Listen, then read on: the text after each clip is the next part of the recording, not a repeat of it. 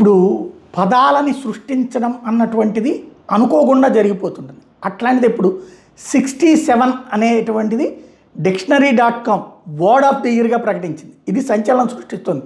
జెన్ alpha జెన్ beta తరాలు సృష్టించిన కొత్త పదం అని చెప్తుంది 67. దీని ప్రాచుర్యం ఇప్పుడు డిక్షనరీ.comలో వర్డ్ ఆఫ్ ద ఇయర్ 2025 గుర్తించింది. ప్రముఖ ఆన్లైన్ నిఘంటు అయినటువంటి ఈ డిక్షనరీ.com ఏడాది ఎక్కువగా వాడిన పదం 67 వర్డ్ ఆఫ్ ద ఇయర్ అంటూ ప్రకటించింది.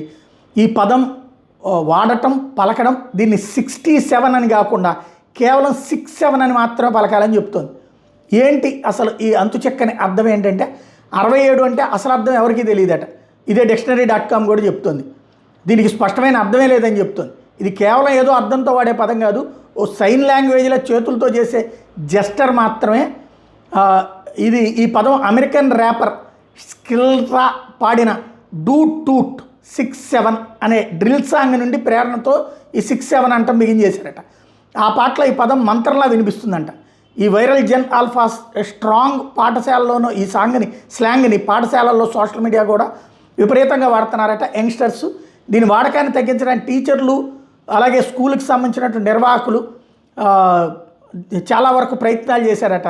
వాళ్ళు అడిగిన ప్రశ్నలతో ఇది మరికొంత వైరల్ అయిందంట. 67తో పాటు aura farming, broligarchy, tradwife, tariff, over tourism వంటి పదాలు కూడా షార్ట్ లిస్ట్లో ఉన్న చివరికి 67నే ఈ ఏడాది హయ్యెస్ట్ యూజ్డ్ వర్డ్ కింద వచ్చిందట. ఈ ట్రెండ్ అన్నటువంటిది ఇది ఏ అర్థం పర్థం లేనటువంటి ట్రెండ్ సృష్టించారన్నటువంటిది ఇక్కడ కీ పాయింట్ అనమాట.